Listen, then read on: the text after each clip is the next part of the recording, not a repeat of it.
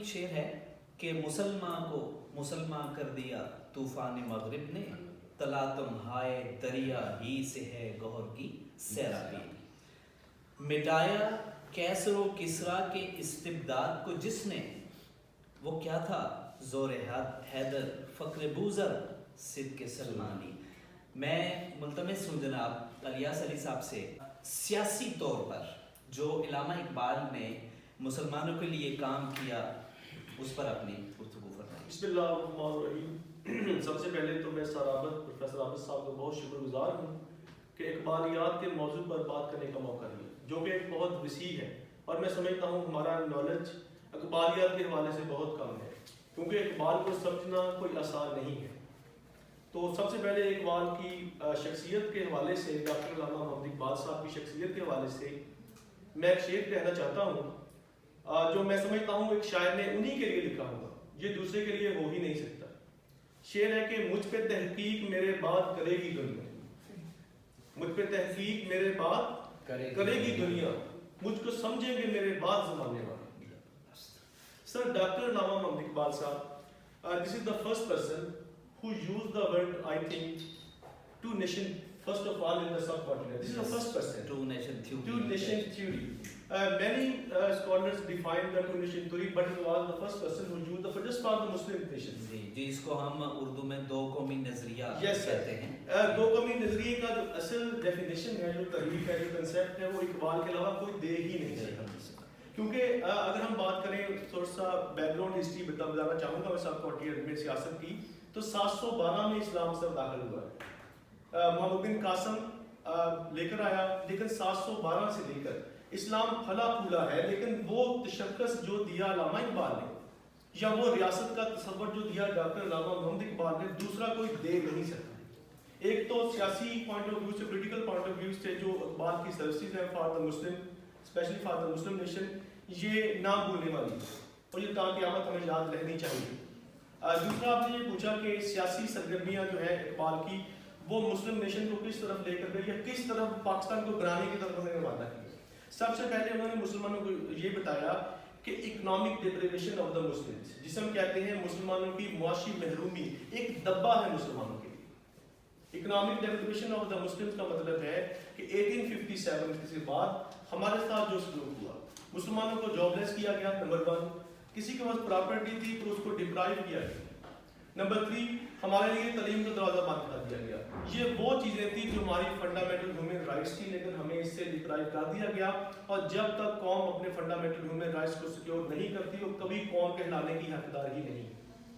اور اس کا انہوں نے واضح پیغام دیا 1930 میں خطبہ الہ آباد میں، انہوں نے ڈیفینیشن دے دی کہ اگر آپ کے پاس ایک ملک نہیں ہے، ایک ریاست نہیں ہے جس میں آپ اسلام کے مطابق زندگی گزار سکیں، آپ مسلمان کہلانے کے حقدار ہی نہیں ہیں۔ And this is the concept of Pakistan ideology, and this is the concept of Islamic State, and this is the concept of Muslim nation. آپ کیا سمجھتے ہیں کہ علامہ اقبال نے وقتاً فوقتاً جو خطبات دیے، ان کے ذریعے مسلمانوں کے لیے جاگنے کے کیا مواقع میں موجود تھے؟ سر جو انہوں نے مسلمانوں کے لیے پیغامات دیے ہیں، ان میں سب سے پہلے انہوں نے ایز اے نیشن بننے کی بات کی ہے۔ ایز اے نیشن ہی ہم سیپریٹ ہونا چاہتے تھے، کیونکہ اگر ہم نیشن نہ بنتے یا نیشن بنانے کی طرف، یونٹی کی طرف نہ جاتے، جسے ہم نیشنل انٹیگریشن کہتے ہیں، تو شاید کبھی بھی پاکستان کو بنانے کی طرف ہم سوچ ہی نہ سکتے۔ تو تحریک پاکستان یا آغاز پاکستان ہماری ایز اے نیشن یونٹی بیس پر ہی چلا ہے۔ انہوں نے 1930 خطبہ الہ آباد میں یہی فرمایا کہ north west and north east, جو کہ آج پاکستان کے موجودہ علاقے ہیں، ان میں مسلمانوں کی تعداد اس وقت بھی زیادہ تھی۔ انہوں نے کہا کہ ان کو جوڑ کر ایک آپ آزاد ریاست حاصل کر سکتے ہیں، اور اسی میں آپ کی بقا ہے۔ بقا کا مطلب ہے کہ آپ باقی رہیں گے، وطن ہوگا تو باقی رہیں گے، ورنہ نہیں۔ یعنی کہ ہم کہہ سکتے ہیں کہ دس از دا فرسٹ پرسن جس کو ہم کہتے ہیں کہ اس نے پاکستان کا آئیڈیالوجی پاکستان بنتی ہی آئیڈیا سے ہے، اور یہ پہلا انسان ہے جس نے مسلمانوں کو ڈیسٹینیشن دی ہے۔ اس سے پہلے بہت سے لوگ آئے، انہوں نے باتیں کی، مولانا مرتضیٰ بن مہکش نے بھی بات کی ہے، عبدالحلیم شرر نے بھی بات کی ہے، and many other personalities, but انہوں نے ہمیں کلیئر ڈیسٹینیشن دی ہے، اور جب تک کلیئر ڈیسٹینیشن نہیں ہوتی کوئی بھی قوم اپنے منزل مقصود تک نہیں پہنچتی۔ ظاہر ہے کہ علامہ اقبال نے راستہ دکھایا، ٹھیک ہے، اور بتایا کہ اس راستے پر، اس ڈگر پر آپ چلیں گے تو کامیابی ہے، اگر نہیں چلیں گے تو آپ کا کچھ بھی نہیں۔ بہت بہت شکریہ سر۔ علامہ اقبال نے اپنی شاعری میں بہت ساری تشبیہات اور استعارات کا استعمال کیا ہے. کہتے ہیں کہ علامہ اقبال جو ہے وہ تشبیہات اور استعارات کا بادشاہ ہے. اور ایک بہت ہی اہم استعارہ جو شاہین کے نام سے وہ استعمال کرتے ہیں بہت ہی اہمیت کا حامل ہے. اور شاہین کے اندر 4 خوبیاں: بلند پروازی، تیز نگاہی، قناعت پسندی اور خودداری. یہ 4 چیزیں موجود ہیں اور یہی 4 چیزیں وہ دیکھنا چاہتے تھے کس میں؟ اپنے نوجوانوں میں.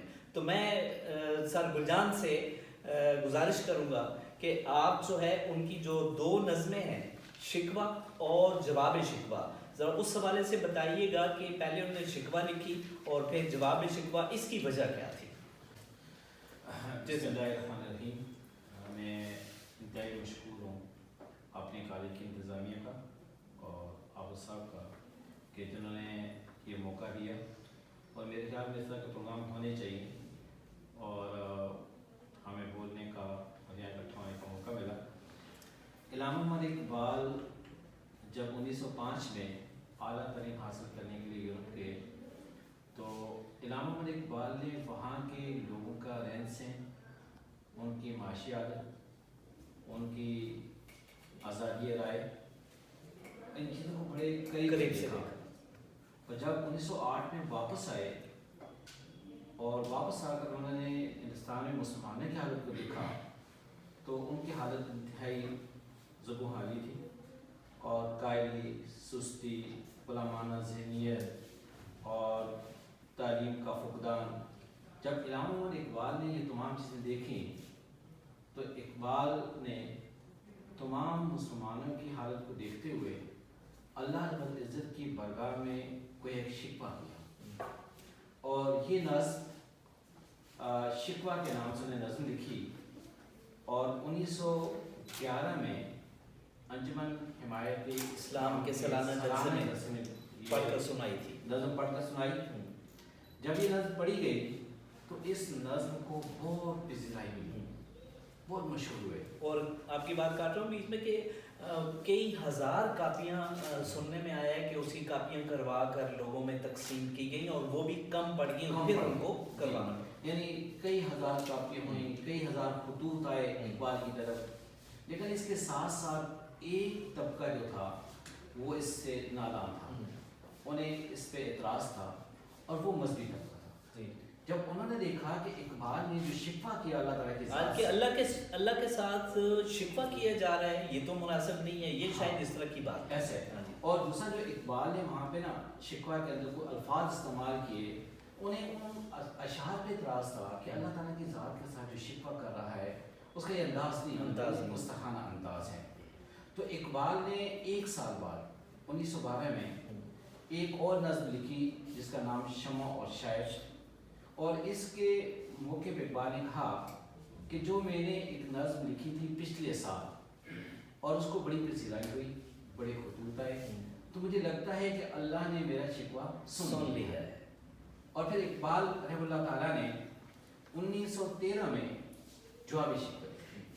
اور جواب شکوہ، اچھا اس کے لکھنے کی وجہ کیا بنی جواب شکوہ کی؟ ایک وجہ یہ بنی کہ اس وقت کا جو مشہور اخبار تھا ذمہ دار، اس اخبار کے اندر ایک فتویٰ جاری ہوا اور مسجد وزیر خان کے خطیب مولوی دیدار علی شاہ صاحب کو ایک شخص نے خط لکھا اور کہا کہ اگر کوئی شخص ایسے اشعار لکھے اور ساتھ نام نہیں لکھا کہ کس کے ہیں اور ساتھ کچھ اشعار بھی بھیج دیے، اس کے بارے میں آپ کو کیا خیال ہے؟ تو شاہ صاحب نے کہا وہ شخص مسلمان نہیں ہو سکتا، وہ بات ہے. جب یہ فتویٰ شائع ہوا تو اس میں 2 لوگ تھے، ایک وہ مذہبی طبقہ اور دوسرے اقبال کے چاہنے والے.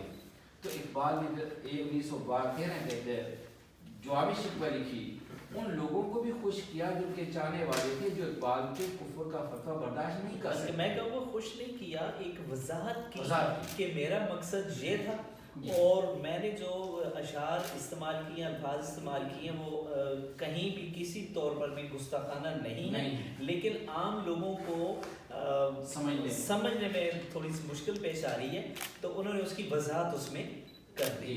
یعنی ایک طرف نمائندہ بنا مسلمانوں کا اللہ کے ساتھ گفتگو کی، چونکہ اس زمانے کے مسلمان بھی کہتے ہیں کہ دیکھیں نا ہم تو اللہ کے ماننے والے ہیں اور ہمارے پاس دنیاوی مال و متاع نہیں ہے. پھر اقبال نے بتایا کہ دیکھیں آپ تو یہ کہتے ہیں اور اسلام ہمیں کیا کہتا ہے یا اللہ کا دین ہمیں کیا کہتا ہے، وہ جواب شکوہ میں بتایا، تو اس کا تب جا کے کہیں لوگوں نے اس کو سمجھا اور اس کا ازالہ جوڑ بنایا ہے. تو علامہ محمد اقبال نے یہ نظم جواب شکوہ لاہور کے موچی بازار دروازے کے قریب مغرب کی نماز کے بعد یہ نظم پڑھی اور اس نظم کو بڑی پذیرائی ہوئی ہر شعر پہ، یعنی شکوہ سے بڑھ کر اس کو لوگوں نے پسند کیا، پذیرائی ہوئی. اور پھر جب اقبال نے یہ نظم پڑھی تو بہت سارے علماء کرام نے اپنی بات سے رجوع کر لیا کہ جو وہ سمجھے تھے کہ اقبال کی زبان گستاخانہ ہے تو اس نے اسے رجوع کر لیا کہ اقبال کچھ اور کہنا چاہتا تھا، ہم اس بات کو سمجھے. جی بہت بہت شکریہ سر.